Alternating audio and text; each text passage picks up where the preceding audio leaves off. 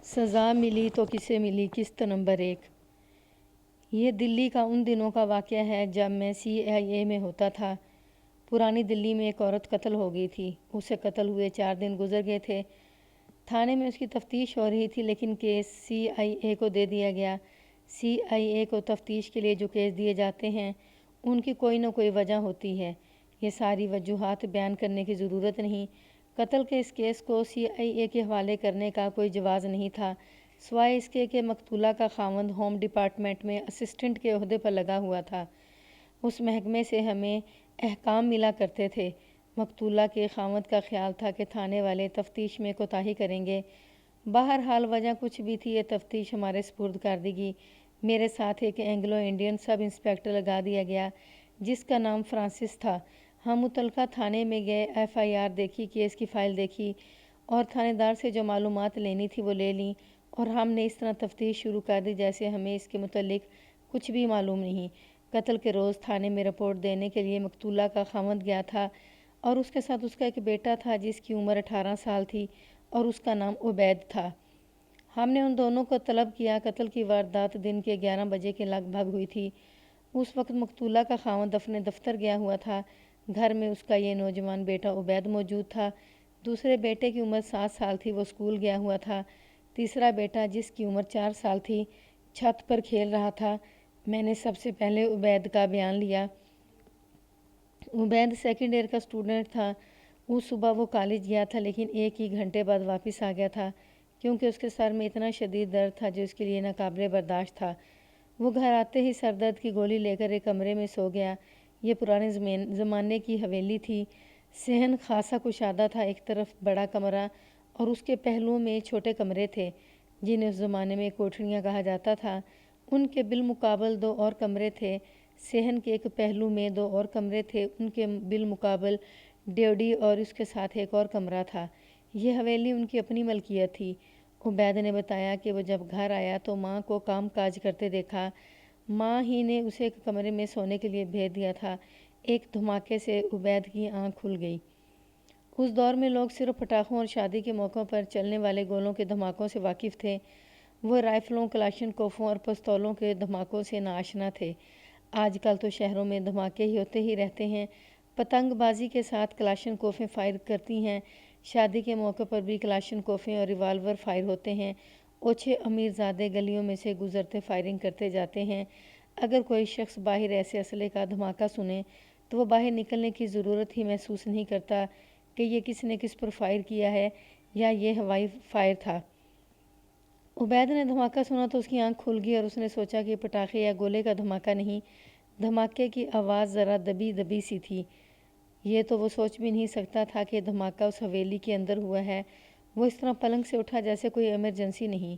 وہ کمرے سے نکلا اور سامنے دیکھا بڑے کمرے کا دروازہ بند تھا۔ ایک کواڑ ذرا سا کھلا ہوا تھا۔ وہ کچھ حیران ہوا کہ بڑے کمرے کا دروازہ دن کے وقت کبھی یوں بند نہیں ہوا تھا۔ اسے یہ خیال بھی آیا کہ ماں شاید باہر نکل گئی ہو۔ وہ آہستہ آہستہ چلتا صحن سے گزرا اور بڑے کمرے میں چلا گیا۔ اس نے امی امی پکارا لیکن کوئی جواب نہیں ملا۔ بائیں والی کوٹھری کا بھی ایک کواڑ ذرا سا کھلا ہوا تھا۔ کواڑ پورا کھول کر اندر دیکھا، اس کی ماں فرش پر پڑی ہوئی تھی۔ عبید دوڑ کر ماں تک پہنچا۔ اس نے پہلے تو ماں کو پکارا، ہلایا، لیکن وہ تو مر چکی تھی۔ اس نے کوٹھری کی بتی جلا کر دیکھا، ماں کی دائیں آنکھ کے قریب ذرا دائیں اور کچھ اوپر ایک چھوٹا سا سوراخ تھا اور خون سر کے پچھلی طرف سے نکل رہا تھا۔ عبید کے لیے سمجھنا مشکل نہ تھا کہ اس کی ماں کو کوئی گولی مار گیا اور اس نے جو دھماکہ سنا تھا وہ اسی گولی کا تھا۔ عبید نے دھماکے کی جو آواز سنی تھی وہ دبی دبی تھی اور یہ اس لیے کمزور آواز تھی کہ قاتل نے کوٹھری کا دروازہ بند کر دیا تھا اور اس کمرے کا بھی دروازہ بند کر دیا تھا جس کے پہلو میں یہ کوٹھری تھی۔ بڑے کمرے کے صحن والی طرف 2 کھڑکیاں تھیں جن کے کواڑ سردیوں کی وجہ سے بند رہتے تھے۔ عبید کو تو چکر آنے لگے۔ گھر سے باہر نکل کر اس نے شور شرابہ کیا جس سے محلے والے اکٹھے ہو گئے۔ کچھ نے اندر جا کر اس کی ماں کی لاش دیکھی۔ اسی محلے میں ایک ہندو تاجر کی حویلی تھی، اس کے گھر میں ٹیلی فون تھا۔ عبید دوڑا گیا اور وہاں سے اپنے باپ کو اطلاع دی۔ باپ فوراً پہنچ گئے اور پھر باپ بیٹا تھانے گئے اور رپورٹ لکھوا لی۔ پوسٹ مارٹم ہو چکا تھا اور مقتولہ دفن ہو چکی تھی اور اس کی رسم کل بھی ہو گئی تھی۔ پوسٹ مارٹم رپورٹ میں موت کا باعث گولی لکھا گیا تھا۔ گولی دائیں طرف کی آنکھ کے قریب لگی اور کھوپڑی میں پچھلی طرف سے نکلی۔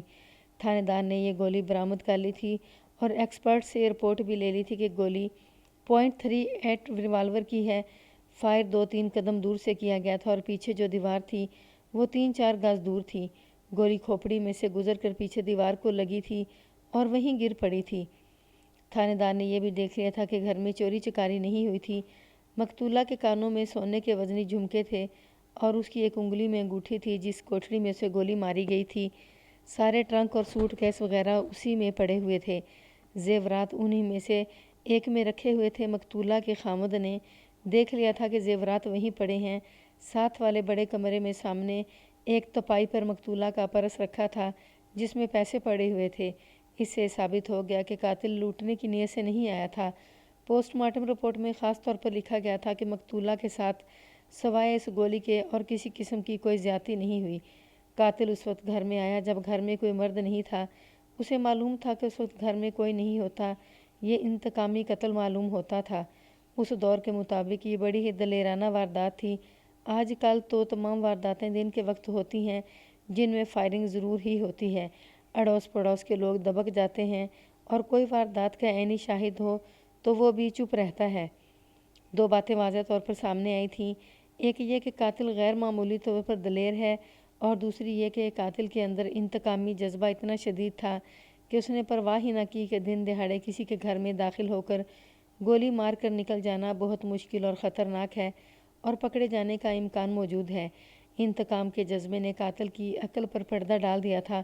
ہم نے مقتولہ کے خامد سے پوچھا کہ اس کی کسی کے ساتھ دشمنی ہوگی۔ اس نے کہا کہ اس کی کسی کے ساتھ دشمنی نہیں، نہ ہی اسے کسی پر شک ہے۔ خاندانی دشمنی بھی کسی کے ساتھ نہیں تھی۔ اس کا بیٹا کالج میں پڑھتا تھا۔ خیال آیا کہ اس کی کسی کے ساتھ دشمنی ہوگی۔ پتہ چلا کہ اس کے دوست تو ہیں، دشمن کوئی بھی نہیں۔ وہاں جائیداد کا بھی کوئی مسئلہ نہیں تھا۔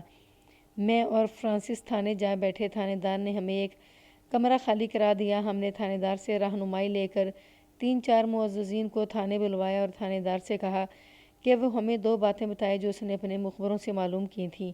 تھانے دار سے پوچھا کہ عورت کی عمر اور شکل و صورت وغیرہ کیسی تھی۔ اس نے بتایا کہ عورت کی عمر 40 سال سے 1 سال زیادہ ہوگی اور وہ گورے رنگ کی خوبصورت عورت تھی۔ مخبروں نے اسے بتایا تھا کہ وہ زندہ دل اور ہنس مکھ عورت تھی اور محلے کے گھروں میں اس کا آنا جانا رہتا تھا، اس لیے عورتوں میں خاصی مقبول تھی۔ تھانے دار نے یہ بھی کہا کہ وہ ہنسی مذاق کرنے والی زندہ دل عورت تھی۔ شاید یہی وجہ تھی کہ وہ 40 سال کی لگتی نہیں تھی۔ اس کے چہرے پر اور جسم میں جوانی کا عروج تھا۔ معززین تھوڑے تھوڑے وقفے سے آنے لگے اور 4 آدمی آ گئے۔ ہم نے ہر ایک کو الگ بٹھا کر مقتولہ اور اس کے گھر کے حالات معلوم کیے۔ یہ بھی پوچھا کہ اس کا زیادہ تر آنا کس کے گھر تھا اور کیا کوئی باہر کا آدمی اس گھر میں آتا جاتا تھا۔ ہم دراصل ذہن میں ایک اور شک رکھ کر ان افراد سے تفتیش کر رہے تھے۔ شک تھا کہ دشمنی کوئی نہیں تھی، قتل چوری یا ڈکیتی کی خاطر نہیں ہوا تھا اور جائیداد کا بھی کوئی جھگڑا نہیں تھا اور مقتولہ لڑائی جھگڑا کرنے والی عورت بھی نہیں تھی، تو قتل کی ایک وجہ یہ ہو سکتی تھی کہ اس کے کسی کے ساتھ ناجائز مراسم ہوں گے اور اس نے کسی ایک سے تعلق توڑ کر کسی دوسرے کے ساتھ تعلق پیدا کر لیا ہوگا۔ اس کا پہلا دوست رقابت برداشت نہیں کر سکا ہوگا اور اس نے مقتولہ کو مال بھی بہت کھلایا ہوگا اور اس شخص نے رقابت کی دیوانگی میں اس عورت کو ہی صاف کر دیا۔ ہم نے شام تک ان معززین سے الگ الگ پوچھ گچھ کی اور آخر میں ان سب کو اکٹھے بٹھا کر گفتگو کی۔ ان میں سے کسی ایک نے بھی یہ نہ کہا کہ مقتولہ کا چال چلن مشکوک تھا یا اس گھر میں کوئی شخص بے تکلفی سے آتا جاتا تھا۔ مقتولہ پردہ نہیں کرتی تھی، حالانکہ اس دور میں مسلمان عورتیں پردے کی پابندی سختی سے کیا کرتی تھیں اور برقعے میں باہر نکلا کرتی تھیں۔ مقتولہ چادر سر پر لے کر باہر نکلتی تھی۔ ہمیں یہ بھی بتایا گیا کہ وہ عموماً کریم کلر کی چادر اوڑھتی، بالکل سیاہ رنگ کی۔ ان دونوں میں اس کا حسن اور ہی نکھر آتا تھا۔ وہ محلے کے ہر گھر کے دکھ سکھ میں شریک ہوتی تھی۔ اس کے ہونٹوں پر ہلکی سی مسکراہٹ رہتی تھی۔ اس کا ہنسی مذاق اور اس کی زندہ دلی تو سارے محلے میں مشہور تھی، لیکن عورتوں کی حد تک یوں نہیں کہ محلے کے مردوں کے ساتھ بھی ہنسی مذاق کرتی۔ یہ سب حضرات حیران تھے کہ یہ عورت کیوں قتل ہوئی۔ ان سب کا خیال دریائے جمنا کے پار شاہدرہ جاتا تھا، وہ اس لیے کہ مقتولہ شاہدرہ کے رہنے والی تھی۔ دوسری بات ہمارے لیے یہ نئی اور کسی حد تک کارآمد تھی کہ موجودہ خاوند مقتولہ کا دوسرا خاوند تھا۔ مقتولہ نوجوانی میں ہی طلاق لے کر گھر جا بیٹھی تھی۔ اس وقت اس کا ایک بچہ تھا جس کی عمر تقریباً 3 سال تھی۔ یہ وہی بچہ تھا جو اب 18 سال کا نوجوان بن گیا اور میں اس کا بیان لے چکا تھا، وہ عبید تھا۔ میں نے شاہدرہ کا نام لیا ہے۔ دلی کا شاہدرہ لاہور جیسے شاہدرہ کی طرح ہے، یہاں دونوں کے درمیان راوی بہتا ہے اور وہاں دلی اور شاہدرہ کے درمیان درائے جمنا بہتا ہے۔ سب انسپکٹر فرانسس نے مشورہ دیا کہ پہلے مقتولہ کے دلی کے حالات اور پھر شاہدرہ میں اس کے گھر کے حالات وغیرہ معلوم کر لیے جائیں۔ ہم نے مقتولہ کے خاوند اور اس کے بیٹے سے اور کچھ بھی نہ پوچھا اور انہیں یہ کہہ کر چھٹی دے دی کہ وہ ہر وقت شہر میں موجود رہیں اور شہر سے باہر کہیں نہ جائیں۔ اگلے روز صبح میں اور فرانسس شاہدرہ تھانے میں چلے گئے۔ یہاں میں یہ بھی بتاتا چلوں کہ ہمیں خودکشی کا بھی شک ہوا تھا، لیکن اس کے خاوند نے اور بیٹے عبید نے قسمیں کھا کر کہا تھا کہ ان کے گھر میں ریوالور ہے ہی نہیں۔ ہم نے ان کی بات مان لی تھی کیونکہ اس زمانے میں کوئی بہت بڑا آدمی یا کوئی نامی گرامی بدماش ہی بلا لائسنس اسلحہ اپنے گھر رکھتا تھا۔ مقتولہ کے خاوند جیسے آدمی ایسی جرأت اور حماقت نہیں کیا کرتے تھے۔ وہ شخص میں نے دیکھ لیا تھا، اچھا معزز آدمی تھا۔ شاہدرہ تھانے کے ایس ایچ او کو ہم نے اپنے آنے کا مقصد بتایا۔ اس نے کہا کہ وہ سن چکا ہے کہ شاہدرہ کی ایک عورت دلی میں قتل ہو گئی ہے۔ ہم نے اسے کہا کہ ہم مقتولہ کے یا اس کے گھر کے حالات معلوم کرنے آئے ہیں اور ہمیں ایسے آدمی چاہیے جو اندر اور باہر کی ہر ایک بات بتا سکیں۔ وہ پرانا تھانے دار تھا، ایسی کوئی ضرورت نہیں تھی کہ ہم اسے سمجھاتے کہ وہ ہماری ضرورت کس طرح پوری کر سکتا ہے۔ اس نے اسی وقت اپنے ایک ہیڈ کانسٹیبل کو بلایا اور اسے 3-4 نام دے کر کہا کہ انہیں کہو کہ فوراً تھانے پہنچ جائیں۔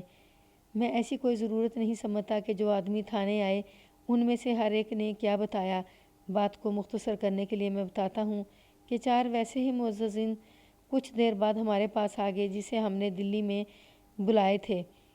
یہ میں پہلی کہانیوں میں واضح کر چکا ہوں کہ یا میں پولیس جن لوگوں کو معزز کہتی ہے وہ ہوتے تو معزز ہی ہیں، لیکن پولیس کے مخبر ہوتے ہیں اور تھانے دار کو اور دیگر سرکاری افسروں کو خوش کرنے کو اپنا ایمان سمجھتے ہیں۔ ہر دور میں اور ہر وقت پولیس کے ہاتھ میں ایسے آدمی رہتے چلے آئے ہیں۔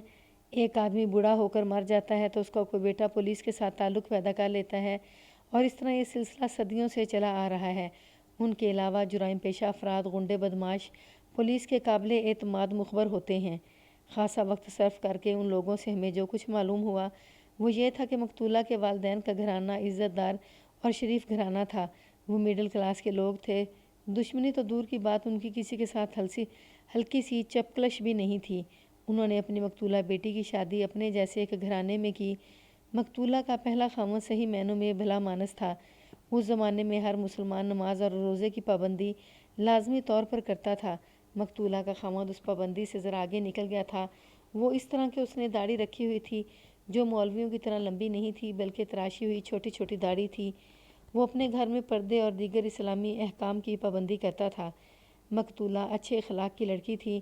اس میں 2 باتیں ایسی تھیں جو خاوند کو پسند نہیں تھی۔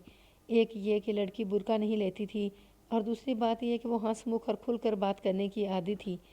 یہ صحیح ہے کہ وہ مردوں کے ساتھ ذرا سی بھی بے تکلف نہیں ہوتی تھی، لیکن عورتوں کے ساتھ اس کی بے تکلفی ایسی تھی جیسے وہ 9-10 سال کی بچی ہو۔ بیاہ شادیوں پر مدعو ہو تو وہ ڈھولکی پر ناچ بھی لیتی تھی۔ ان معززین نے وثوق کے ساتھ بات کرتے ہوئے بتایا کہ لڑکی چال چلن کے لحاظ سے بالکل صاف اور پاک تھی۔ مقتولہ کی عادات والی لڑکیاں عموماً بدنام ہو جایا کرتی ہیں کیونکہ معاشرے میں دل پھینک عاشقی بھی ہیں۔ وہ سمجھتے ہیں کہ ایسی بے تکلف طبیعت والی لڑکی بڑی جلدی ہاتھ آ جائے گی، لیکن انہیں مایوسی ہوتی ہے۔ مقتولہ ایسی لڑکی تھی کہ اس کی طرف انگلی اٹھا کر بھی کوئی بات نہیں کر سکتا تھا۔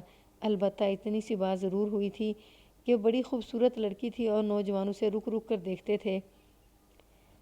ایسی صورتحال میں یعنی جب وہ گلی میں سے گزر رہی ہوتی تو اس کا ماتھا چادر سے ڈھکا ہوا ہوتا، نظریں نیچی ہوتی اور اس کے ہونٹوں پر مسکراہٹ نہیں ہوتی تھی۔ ان وجوہات کی بنا پر مقتولہ کے خاوند کے ساتھ نہیں بنا سکی۔